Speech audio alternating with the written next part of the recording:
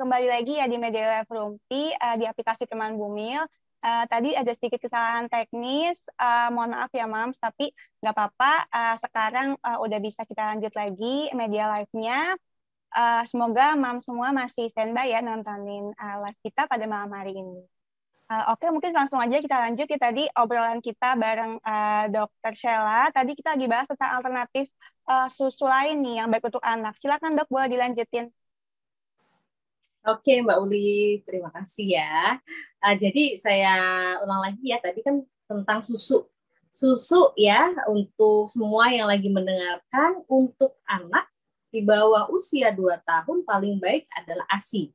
Ya, ASI sesuai rekomendasi WHO karena itu ada antibodinya ya, kekebalan tubuh, ada vitaminnya, ada yang diperlukan buat protein juga ada gitu. Itu sampai usia 2 tahun maka itu dianjurkan sama WHO. Jadi kalau misalnya anaknya masih umurnya 1 tahun nih, ASInya masih ada, ya menyusui aja, itu paling bagus gitu ya. Dan biasanya anak yang disusuin dengan ASI itu nggak bisa obesitas tuh Mbak, karena udah sesuai. Kandungan gulanya juga nggak ketinggian, garamnya nggak kebanyakan, jadi udah pas dengan kebutuhan anaknya gitu. Kalau nanti kita bicara anak yang di atas 2 tahun, nah itu baru banyak pilihan yang bisa kita pikirkan ya. Dan tentunya harus hati-hati kalau beli makanan, minuman buat anak, apalagi jangan lupa dicek kandungan gizinya. Kalau kandungan gulanya terlalu tinggi ya, jadi tambahan gulanya itu ada tinggi, apalagi kita rasain nih, kalau misalnya kita nggak ngecek kandungan gizi, saya nggak tahu juga ya tingginya seberapa. Nah, kita coba aja. Kalau terlalu manis, itu tidak disarankan tentunya ya. Jadi yang paling baik tentunya yang rasanya plain, yang tidak ada tambahan perasa gitu. Oke, jadi memang salah satu hal yang bisa dilakukan Mams yang paling gampang untuk memantau asupan makanan anak ya, lihat cek label makanan dulu ya dok ya sebelum dibeli ya. Betul, betul. Nah ini juga salah satu problem problem makanan nih, gangguan makan anak yang paling umum nih. Jadi kalau anak nih susah banget disuruh makan buah dan sayuran nih dok. Siasatnya gimana nih? Apalagi kalau anak udah dikasih coba yang tadi ya dok, yang enak-enak kayak makanan cepat saji atau makanan olahan, nah itu semakin susah nih makan buah sama sayur. Nah Iya, siasatnya gimana nih dok? siasatnya berarti di rumah cemilannya nggak boleh ada yang lain. Ya, di rumah jangan diliatin mamanya makan gorengan, makan apa tuh, yang suka sekarang beli apa telur gulung gitu tuh kan menarik ya buat anak tuh misalnya. Kalau anak diliatin kayak gitu, oh makanya mamanya makan French fries misalnya. Ya gimana anaknya nggak pengen gitu kan. Nah makanya yang disediakan kalau misalnya kita mau hidup sehat, itu satu keluarga hidup sehat. Jadi buah-buahan disediakan, tapi yang lain jangan disediakan. Kue yang terlalu manis ya boleh sesekali, seminggu sekali. Tapi kalau setiap hari disediakan tidak baik juga gitu. Nah itu yang paling penting adalah yang disediakan di rumah Mbak Uli. Kadang kita maksa anak kita makan buah, tapi kita nggak nyontohin. Padahal anak itu kan selalu mencontoh orang tua ya. Kalau kita kelihatan makan, enak sekali ini gitu. Terus makan itu terus anaknya jadi, emang enak ya gitu. Itu yang pertama yang bisa kita lakukan. Yang kedua, tentunya sering ngajak makan bareng tuh di meja makan gitu ya, rame-rame makan. Jadi kelihatan, mamanya suka ambilin makannya buah gitu. Anaknya juga pasti pengen nyoba tuh lama-lama. Gitu nanti kalau dia sudah terbiasa kita sediakan yang ada itu ya nanti akan suka gitu juga. Pentingnya itu di rumah. Kemudian di sekolah juga perlu didukung Mbak Uli. Jadi kantin itu biasanya kantin tuh malah nggak ada buahnya tuh kadang-kadang, banyaknya jajanan gitu. Jadi yang selain buah, selain makanan yang sayur gitu ya, dia jualannya malah macam-macam yang terlalu manis ya, seperti minuman kemasan yang manis-manis itu, yang teh-teh itu kan manis sekali ya. Nah kadang malah yang air putih aja nggak ada gitu. Kemarin ada yang pernah cerita mamanya, iya ternyata di sekolah anak saya di kantinnya nggak ada air putih kemasan yang dijual gitu. Berarti harus koordinasi nih, kasih masukan ke sekolahnya gitu. Jadi emang kan anak juga sebenarnya belajar itu dengan mencontoh dari orang-orang di sekelilingnya ya dok ya. Jadi emang penting banget nih orang tua untuk juga menjalani gaya hidup sehat biar anak juga mencontoh Betul, gitu ya dok ya. Dan juga betul. mungkin milih sekolah juga mungkin bisa lihat di kantinnya juga nih ya. Berarti jangan lihat jangan Mm-mm. lihat pelajarannya aja nih gimana, tapi juga Iya, di kantinnya gimana nih dia di makan apa aja kantinnya. nih yang disediakan. Betul sekali, karena kalau anaknya misalnya nih Mbak Uli, Uli, kamu makan semangka ya, sekarang makan. Kan nggak enak ya kalau kita disuruh. Tapi kalau misalnya disediain semangka, terus mamanya makan semangka, lagi cerita rame-rame sama keluarga yang lain, itu suasananya menyenangkan. Jadi anak yang tergambar, oh, jadi saya kalau makan ini kayak menyenangkan juga ya. Nah, itu yang sering kita lupa. Kita nyuruh kadang, anak nggak suka digituin, kita aja nggak suka. Betul dok. Nah, terus dok, kalau misalkan anaknya udah terlanjur kegemukan, nah terus apa Mm-mm. yang harus mams lakukan nih? Boleh nggak sih kalau misalkan anak nih disuruh diet? Oke, jadi kegemukan untuk anak diet itu tunggu dulu, jangan buru-buru memutuskan sendiri ya. Nah, jadi untuk usia tertentu ya kita biasanya pakai rekomendasinya kalau usianya masih kurang dari 7 tahun, anaknya tidak ada penyulit, artinya tidak ada gangguan yang lain ya, misalnya nggak ada gangguan kalau tidur ngorok, kemudian dia misalnya nggak ada gangguan ke arah kolesterolnya tinggi atau gula darahnya tinggi itu, atau misalnya linuk-linuk di kaki sakit gitu ya, itu dia misalnya nggak ada keluhan apa-apa, jadi cuma gemuk aja. Kalau masih di umurnya belum 7 tahun, kita tidak sarankan untuk menurunkan berat badan ya. Jadi yang disarankan adalah aktivitas yang ditingkatkan sehingga berat badannya tidak bertambah gitu. Jadi kalau berat badannya tidak bertambah, tingginya nambah, nanti kan lama-lama anaknya jadi proporsional, ya, gitu. Jadi itu untuk anak ya belum 7 tahun. Nah beda lagi nanti kalau anaknya udah agak besar ya, jadi anaknya udah usia 8 tahun, 9 tahun gitu. Nah itu kita lihat lagi tuh, kalau anak umur segitu berarti dia mau ada penyulit atau tidak ada, kita bisa sudah pikirkan, oh mungkin sudah bisa diturunkan berat badannya gitu. Jadi tentunya kalau mau mendietkan anak itu jangan dipikirin sendiri ya, karena ada rambu-rambunya nih, anak kan harus tumbuh. Jangan sampai anaknya malah jadi lemes, jadi gampang sakit, karena orang tuanya terlalu disiplin. Ayo kita diet, gitu. Tapi tanpa ngelihat sebenarnya asupannya tetap sesuai nggak dengan kebutuhan. Jadi walaupun kita mengatur makanannya, tapi ngaturnya juga nggak boleh sembarangan gitu. Jadi kalau mau nurunin berat badan pun nggak boleh tuh kayak orang gede ya, turun misalnya sebulan 4 kilo gitu. Nah itu terlalu gede buat anak. Kita turun setengah kilo aja itu udah bagus gitu ya, setengah kilo, 1 kilo udah cukup ya, sampai 2 kilo udah cukup sekali. Jangan sampai anaknya jadi malah sakit ya, malah nanti jadi nggak bisa tumbuh tinggi karena kan dia butuh buat pertumbuhan tubuhnya ke atas gitu. Oke, berarti memang anak itu nggak boleh diberikan diet seperti orang dewasa, belum bisa ya dok ya, karena dia punya takutnya asupan nutrisi yang dibutuhkannya malah nggak terpenuhi gitu ya dok. Betul, itu jadi karena itu prinsipnya intinya kalau masih kecil ya jangan diturunkan berat badannya berlebihan gitu. Dan Jadi kalaupun udah di atas 7 tahun ya dok ya tadi boleh, cuman harus di bawah pemantauan dokter ya dok ya. betul, iya jangan berlebihan gitu ya. Ada saya punya pengalaman ketemu tuh orang tuanya disiplin banget tuh Mbak Uli. Jadi dia turunin berat badannya sebulan bisa turun 4 kilo, tapi anaknya jadi gampang sakit. Ya itu kita nggak mau juga kayak gitu ya. Nah itu jadi intinya kita harus pelan-pelan, ya. Nggak boleh drastis gitu turunnya. Lalu dok, apa sih dampaknya nih kalau misalkan anaknya itu kegemukan nih atau obesitas, tapi dibiarkan aja tidak diatasi, itu apakah ada dampak jangka pendek dan jangka panjangnya dok? Oke, jangka pendek tentu ada sekali ya. Jangka pendek tentunya tidak hanya kesehatan fisik, itu bisa kesehatan mentalnya juga. Anak yang gemuk biasanya apalagi kalau dia udah agak besar, udah memasuki usia-usia yang mau puber gitu ya, 10 tahun, 11 tahun, itu bisa nggak pede dia ya. secara psikologis mungkin dia merasa bahkan bisa menimbulkan sampai depresi gitu ya Kak. Kalau ini ekstrimnya ya Mbak Uli, secara jangka pendeknya untuk dirinya sendiri.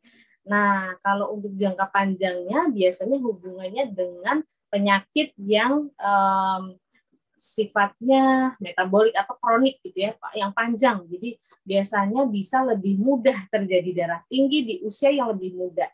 Kemudian dia bisa terjadi gula, diabetes di usia yang lebih muda juga. Bisa terjadi stroke bahkan atau penyakit jantung di usia yang masih muda, karena kalau kegemukan itu sebenarnya mirip yang terjadi dengan dewasa ya. Tubuh kita tuh benar-benar sebenarnya sedang menimbun sesuatu yang membuat di tubuh kita kan ada hormon namanya insulin ya, Mbak Uli. Nah, insulin ini kalau anaknya gemuk, kemudian banyak sekali makan gula, lama-lama nggak bisa kerja. Jadi dia kayak tidak bisa merespon. Nah, akhirnya dia jadi gulanya tinggi tuh, gitu. Itu akhirnya yang bikin diabetes tuh seperti itu. Jadi kalau anaknya gemuk di usia yang lebih muda, ya diabetesnya bisa lebih muda. Mungkin remaja umur 15 tahun bisa, diabetes 13 tahun bisa, gitu. Oke, berarti memang salah satu dampak jangka panjangnya itu tadi ya bisa kena diabetes di usia muda.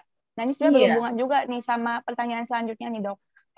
Kemarin kan baru-baru ini ada berita nih katanya kasus diabetes anak nih di Indonesia meningkat 70 kali lipat nih. Nah, ini apakah juga berhubungan dengan obesitas nih, Dok? Karena kan ini kayaknya masih anak-anak udah kena diabetes.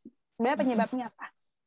Ya, paling banyak ya, kalau sudah diabetes itu kan ada 3 tipe ya Mbak Uli. Ini secara umum ya kita ngomonginnya. Diabetes itu ada diabetes tipe 1, tipe 2, dan tipe lain. Diabetes tipe 1 itu penyebabnya karena ada kerusakan dari organ yang menghasilkan hormon yang saya sebut tadi, insulin. Nah, kalau ini biasanya sifatnya karena ada yang rusak, pankreasnya ada dirusak gitu ya, sama sesuatu yang terjadi di tubuh kita, entah ada kekebalan tubuh yang terlalu kuat gitu ya, ngerusak pankreas, akhirnya nggak bisa bikin insulin. Nah, kalau nggak bisa bikin insulin ya jadinya akhirnya gula di dalam tubuh kita nggak ada yang ngatur, jadi tinggi. Itu diabetes tipe 1. Itu tidak ada hubungannya dengan kegemukan. Diabetes tipe 2 yang ada hubungannya dengan kegemukan. Tadi yang kita sebut sebagai ada nih insulinnya dibentuk nih, pankreasnya ngasilin insulin tapi nggak bisa kerja karena udah kebanyakan dikenalin sama makanan yang manis, udah nggak bisa respon lagi. Nah, itu yang kita sering paling banyak kasusnya gitu. Dan pada anak sih awalnya dulu nggak terlalu banyak nih, tapi karena semakin banyak anak yang gemuk, ya semakin banyak juga anak yang mengalami diabetes tipe 2 ini. Kemudian diabetes tipe yang lain itu bisa terjadi karena misalnya penggunaan obat yang berlebihan dan jangka panjang. Nah, akhirnya dia merusak tadi penghasil insulinnya, itu bisa juga terjadi. Oh gitu. Jadi memang benar bisa ada hubungannya ya Dok ya tadi antara obesitas dengan kasus meningkatnya obesitas pada anak ini ya. Mungkin juga tadi seperti yang dokter sebutkan penyebabnya juga salah satunya karena kemarin sempat pandemi 2 tahun, yaitu jadi kurang aktivitas. Ya, jadi mungkin karena itu juga ya Dok. Saya belum bisa bilang pasti ada hubungannya, karena itu tentunya butuh ada penelitian ya Mbak Uli, tapi memang secara umum kita bisa melihat adanya anak yang lebih gemuk lebih banyak setelah pandemi. Kemudian ada kasus diabetes yang meningkat. Tapi apakah keduanya berhubungan? Mungkin harus dicek lagi tuh ya dengan penelitian gitu. Oke. Nah, ini selanjutnya kita masuk ke sesi tanya jawab ya Dok sama Mam. Soalnya nih aku lihat udah banyak juga nih pertanyaan yang masuk ya. Baik. Jadi aku bacain satu persatu. Oke, pertanyaan pertama dari Mam Sarah. Dok, kalau anak hanya mau makan processed food seperti sosis atau nugget, tapi berat badannya normal, ini gimana Dok? Apakah aman atau gimana nih Dok? Apakah harus dihentikan? Silakan. Oke, jadi prinsipnya kita tetap harus kenalkan makanan yang sehat ya, makanan yang diolah sendiri sama mamahnya di rumah. Misalnya nih, proses food dia suka, sosis suka, terus nugget suka, berat badannya masih bagus. alhamdulillah ya, alhamdulillah berat badannya masih bagus. Nah, tapi apakah anak ini kemudian harus terus-terusan mengkonsumsi ini? Nah, kadang tuh Mbak Uli ya, banyak juga nih nanti misalnya sekarang dia sukanya makannya sosis aja, nanti sampai gede tuh cuman maunya sosis aja karena dikenalnya hanya itu dan maunya cuman itu gitu. Nah, kadang saya menyarankannya mungkin di rumah mamanya boleh tuh coba buat sendiri sosisnya gitu kan. Sebenarnya itu kan daging ya, dagingnya dilembutkan, kemudian diberikan tambahan bumbu. Nah, mungkin kalau di rumah misalnya ada waktu kesempatan membuat sendiri, jadi kita biar tahu, biar bisa kontrol garamnya seberapa, gulanya seberapa, akan lebih baik sekali kalau bisa dicoba bikin sendiri. Tapi tetap makanan yang lain harus juga dikenalkan gitu, karena anak tuh kalau kita nggak kenalkan dia nggak mau nyoba biasanya, dan kalau kita kenalkan pertama kali pasti nolak dulu, kadang dia harus 5 kali 10 kali baru oh iya enak deh saya suka gitu. Jadi nggak apa-apa mah Mas Sarah nggak perlu ini apa takut mencobakan yang lain karena pasti ditolak gitu ya. Sedih Jadi memang, sih cuman jadi ya kalau itu ya misalkan, kita oh ya, harus tetap dicobakan jenis-jenis makanan yang lain. manusia nggak boleh harus selalu mencoba nih, harus selalu kreatif nih, gimana biar anaknya suka ya. Iya, iya gitu Mbak. Oke. Dan juga kalau memang mungkin dia sukanya makanan olahan seperti tadi itu, tapi berat badannya normal, tetap nggak boleh ya dok ya, tetap harus sebaiknya dihentikan karena bisa ada dampak jangka panjangnya juga ya dok. Mungkin Ya nggak karena sekarang itu nih tadi, kelihatannya.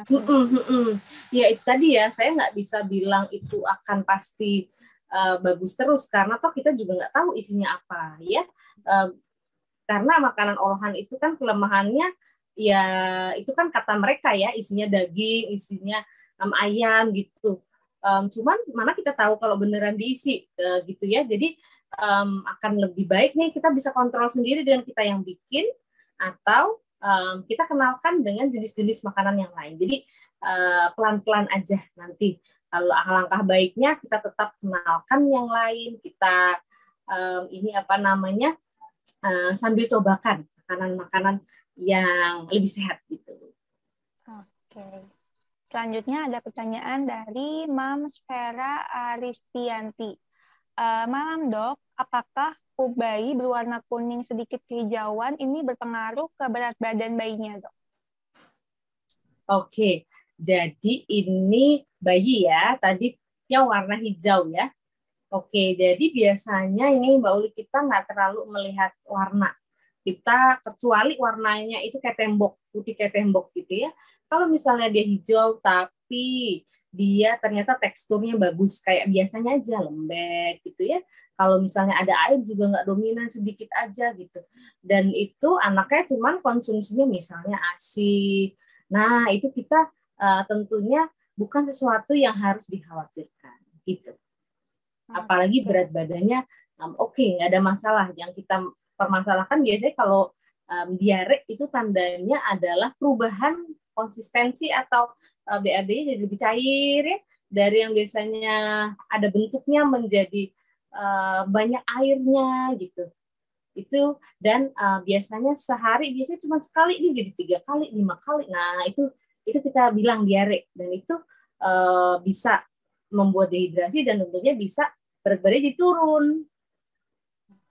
Oke, berarti kalau dari warna mungkin belum terlalu diperhatikan, tapi kecuali kalau tadi putih ya dok warnanya ya. Tapi kalau tekstur lebih diperhatikan ya, yang berhubungan sama berat badan ya dok ya. Iya, gitu. Jadi biasanya teksturnya. Oke. Selanjutnya ada pertanyaan dari Mams Eci. Dok, anakku usia 2 bulan 2 minggu, berat badannya 4,9 kg. Ini normal nggak dok? Ini agak susah nih bilangnya karena harus tahu berat badan lahirnya ya. Jadi nanti ada di situ mungkin? Nggak disebutkan nih dok. Oh, nggak disebutkan. Oke, nanti Moms Eci kalau mendengarkan mungkin bisa dicek di rumah berat badan lahir ya, berat badan lahirnya berapa. Nah, pada usia 1 bulan, 2 bulan itu dia naiknya 1 bulan pertama dan 2 bulan itu dia bisa naik 1.800. Jadi kalau usianya 2 bulan, nah tinggal tambah aja tuh berat badan lahir ditambah 1.800. Kira-kira segitu peningkatannya ya, kita anggap normal. Tapi tentunya apakah harus segitu? Enggak, sebenarnya itu ada range-nya gitu. Akan lebih mudah sekali kalau ada KMS, terus kita plot di situ. Ada berat badan lahir, terus ada berat badan usia 2 bulan. Kita lihat aja tuh, kan ada kurvanya ya, ada garisnya ya. Selama dia ngikutin garis, itu kita bilang normal. Dan kita perlu melihat tadi ya, startnya tadi ya, berat badan lahirnya. Penting sekali untuk dicek di KMS-nya gitu. Oke. Jadi emang ini pentingnya ya, jadi untuk para orang tua untuk tahu nih cara hitung berat badan ideal anak ya dok ya. Jadi sebenarnya kalau hitung-hitungan kan repot tuh, nah di buku KMS tuh yang sekarang tuh udah lengkap loh Mbak Uli. Di situ tuh ada kenaikan berat badan minimal. Jadi kalau yang punya KMS baru, yang anaknya baru 2 bulan, pasti KMS-nya baru kan ya biasanya. Itu KBM dalam kurung gram itu adalah kenaikan berat badan yang bagus dan biasanya akan ikutin kurva kalau dia ikut kenaikan berat badan di situ.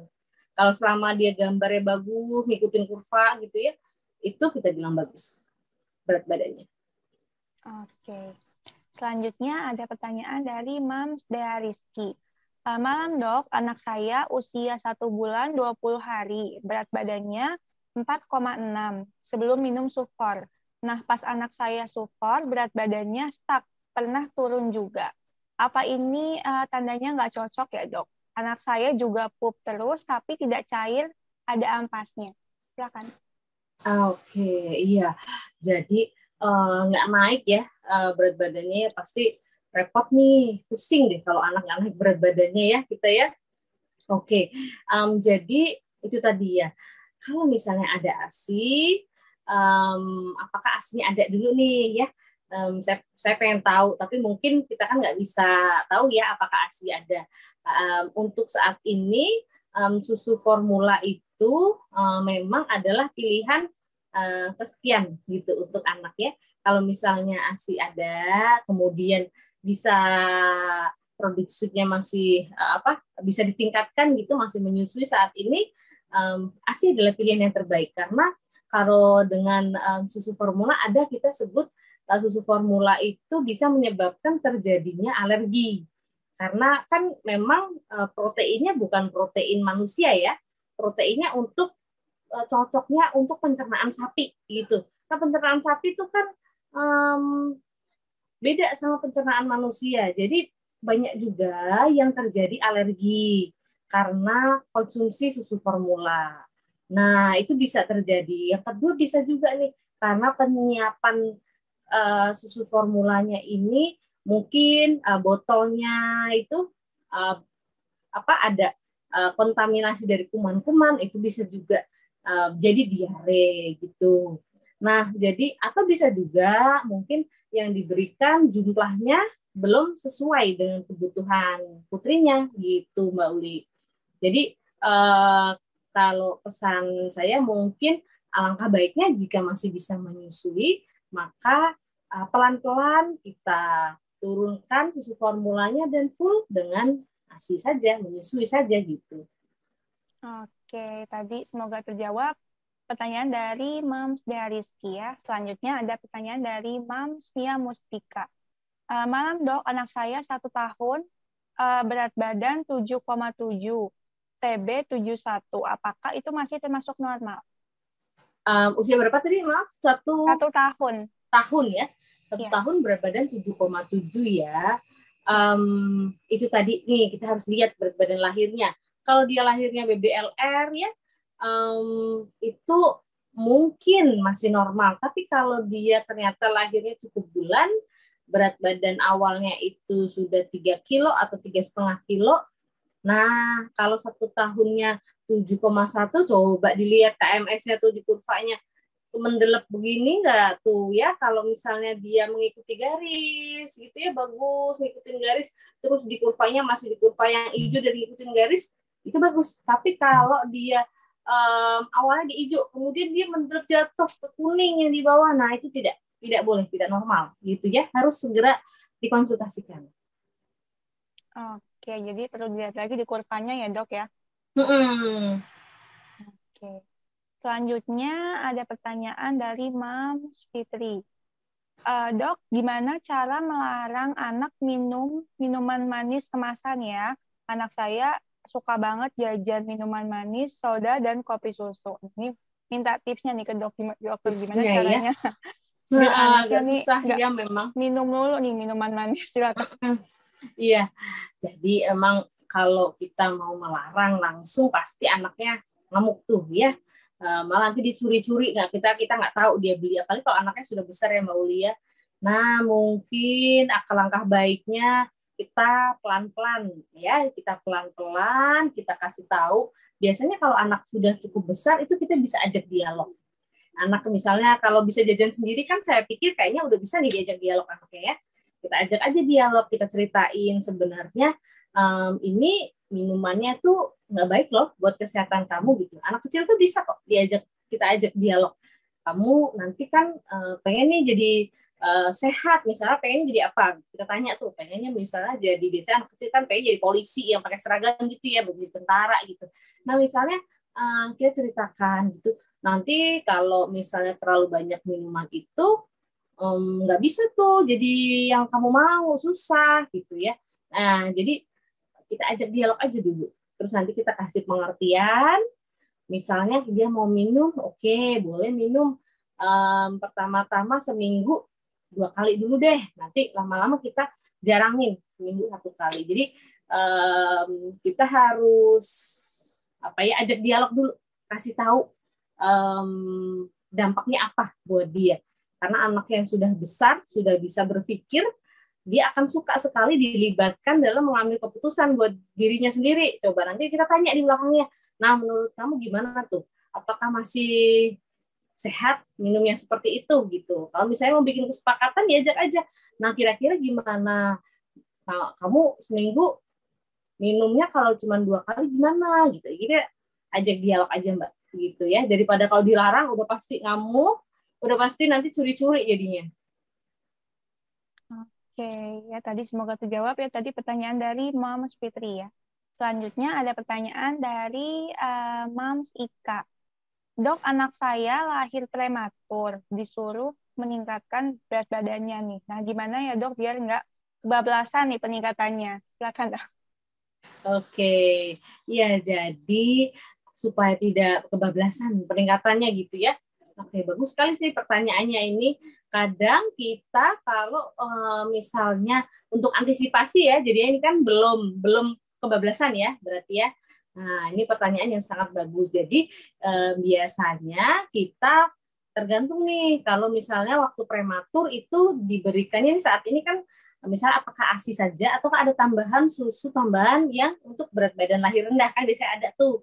Nah nanti di usia dia misalnya sudah masuk usia kan kalau kita prematur biasanya hitungannya kita hitung usia koreksi ya Mbak Uli ya. Kalau udah masuk usia koreksinya udah bagus, itu ya udah kita kembali lagi aja ke susu biasa, atau kalau ada ASI ASI aja gitu. Selama itu cukup ASI aja. Karena ASI itu sudah sangat cukup untuk kebutuhan bayi kita gitu, apalagi kalau kita sering menyusuinya gitu. Nah jadi kalau untuk ini maka saya akan anjurkan akan sangat baik pilihannya apabila diberikan ASI. Dan gimana sih kalau misalnya saya udah terlanjur pakai susu formula yang untuk peningkatan berat badan rendah, boleh nggak apa-apa, tapi nanti perlu dikonsultasikan apabila anaknya sudah masuk ke yang kejar berat badan, sudah masuk nih di berat badannya, kan biasanya nanti kurvanya tuh agak naik gitu ya, agak naik ke atas gini. Nah itu biasanya nanti dari dokternya kita nggak boleh tuh putuskan sendiri, lanjut terus, karena anak prematur itu harus pemantauannya harus khusus. Kalau bisa datang ke dokter anak ya. Jadi pemantauannya itu ekstra gitu istilahnya. Nggak boleh yang cuman namanya memutuskan sendiri, oke saya lanjutin, oke saya stop sendiri. Nah itu jadi nanti akan lebih baik dikonsultasikan ke dokter anaknya setiap bulan, ini apakah masih perlu susu tambahan kah dok gitu. Kalau dilihat dari kurvanya, jadi kita antisipasinya seperti itu biasanya. Oke, jadi memang biar nggak kebablasan. Kalau misalkan udah sesuai sama usia koreksi, di stop aja ya dok ya, untuk mungkin asupan yang dilebihkan seperti itu ya dok ya. Ya, dan tentunya itu dengan konsultasi dulu loh ya, nggak boleh Iya. sembarangan tuh ya, karena anak prematur itu pemantauannya khusus, nggak boleh kita sendiri yang pikir sendiri cari di Google gitu ya, nggak boleh ya, harus ekstra. Oke, jadi nggak boleh mams menentukan sendiri ya dok, memang harus dibawa pemantauan Betul. dokter. Oke, selanjutnya ada pertanyaan dari Mams Lia. Dok, saya nggak mau kasih anak nasi karena takut gemuk. Boleh nggak sih saya kasih alternatif seperti kentang aja? Silakan. Oke. Ya boleh kasih kentang. Apakah kentang tidak bisa membuat anak gemuk? Nah, apakah ayah Mbak Uli kira-kira kentang bisa bikin anak gemuk juga nggak? Mungkin bisa ya dok, kalau berlebihan juga ya dok ya Iya dikasihnya. betul. Jadi itu yang perlu kita perhatikan adalah porsinya. Nasi bisa bikin gemuk karena kalau kita asupannya terlalu banyak. Jadi ya kentang juga bisa bikin gemuk, apalagi kalau olahannya digoreng ya. Nah, ya kayak French fries ditambahin direndam pakai garam ya. Jadi itu tadi. Semua makanan itu sebenarnya kita harus atur porsinya. Makanan sehat menjadi tidak sehat kalau porsinya berlebihan gitu ya. Jadi pada dasarnya sama prinsipnya. Kalau misalnya mau ganti ke kentang ya boleh-boleh saja, tapi apakah kentang pasti tidak bikin anak gemuk? Nah, belum tentu. Itu tadi jawabannya. Belum tentu ya. Apalagi nanti kalau udah gede anaknya cuma kenal kentang. Nah, nanti mamanya yang repot loh. Karena kalau tinggal di Indonesia, kalau di kantin adanya nasi uduk, adanya nasi rames gitu, nanti dia cuma mau kentang, wah repot tuh, nanti jadi picky eater tuh nanti anaknya. Oke, jadi memang sebenarnya boleh, cuman diganti alternatif ya dok lain. Cuman sebenarnya yang lebih penting itu porsinya ya dok ya. Jadi Betul apapun betul. mau dikasih anak, mau sesehat apapun, kalau berlebihan juga nggak baik ya dok ya. Jadi kenalin ke semua makanan aja kalau prinsip saya, asalkan kita kenalkan dalam jumlah yang cukup gitu, tidak berlebihan. Dan tentunya yang banyak dikenalkan adalah yang sehat ya, bukan yang kita kenalkan dengan makanan-makanan tidak sehat gitu. Oke. Selanjutnya ada pertanyaan dari Mams Zulfa. Dok, anak saya usia 4 tahun, makan 5 kali sehari nih. Kata mertua saya, nggak apa-apa karena anak cowok emang gitu, makanya banyak. Tapi kalau saya lihat dia lebih gemuk dari anak seusianya nih dok. Sebenarnya gimana nih dok? Aman atau harus waspada nih mamsnya? Silakan. Usia 4 tahun ya tadi ya Mbak Uli ya? Iya. Betul ya. Nah, usia 4 tahun itu memang kita bilang dia masa-masa yang biasanya indeks massa tubuhnya paling rendah. Jadi kelihatannya itu proporsinya paling kurus dibanding anak-anaknya. Tapi apakah betul itu gemuk atau kurus? Tentunya harus dicek lagi ya di kurvanya ya, begitu ya. Tapi itu tadi, anak cowok betul makanannya biasanya lebih banyak, tapi tentunya kalau aktivitasnya segitu-segitu aja kemudian numpuk jadi kalorinya jadi kegemukan, nah itu nggak baik juga tuh Mbak Uli. Jadi mau anak cowok, anak cewek, biasanya kita lihatnya secara nyata itu adalah dari berat badannya dan gizinya. Jadi proporsi tingginya dan beratnya gitu. Jadi kalau misalnya dia anak laki-laki makan lebih banyak, betul. Memang anak laki-laki kalorinya akan butuh lebih banyak. Kalau dia aktivitasnya banyak ya, tapi kalau aktivitasnya sama-sama aja, kemudian itu tidak terlalu berpengaruh karena mulai berpengaruh perbedaan kalori itu kalau sudah masuk puber. Gitu ya. Jadi kalau anak usia 4 tahun belum puber sebenarnya kebutuhan kalorinya laki-laki perempuan sama. Gitu. Apalagi kalau aktivitasnya sama.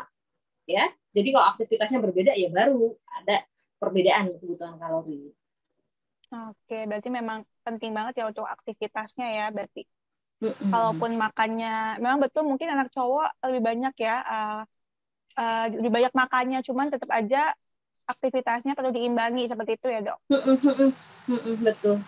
Oke, nah ini Seru banget nih, menarik banget topik kita pada malam hari ini. Pengen lanjut nih dok, cuman waktu kita terbatas nih. Jadi Oh iya, mau nggak iya, mau nih media iya, live-nya harus diakhiri nih sekarang.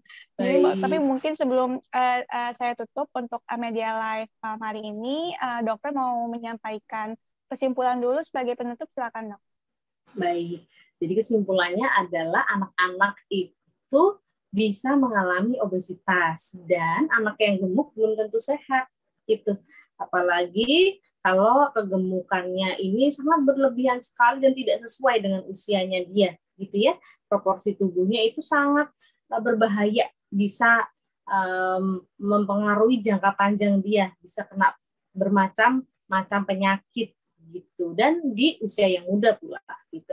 Jadi alangkah baiknya kita mulai menjaga anak kita supaya mengkonsumsi makanan yang sehat dengan jumlah yang cukup, tidak berlebihan. Itu saja dari saya, Mbak Oli. Oke, terima kasih banyak nih dok udah mau bergabung di media live Man Bumil pada malam hari ini ya dok. Sama-sama, terima kasih sudah diundang. Oke, makasih juga nih untuk Mams yang udah nonton live ini dari awal sampai akhir. Saya mohon izin pamit, mohon maaf kalau ada salah kata ya. Sampai jumpa di media live Rumpi berikutnya. Selamat malam. Ya, selamat malam semuanya.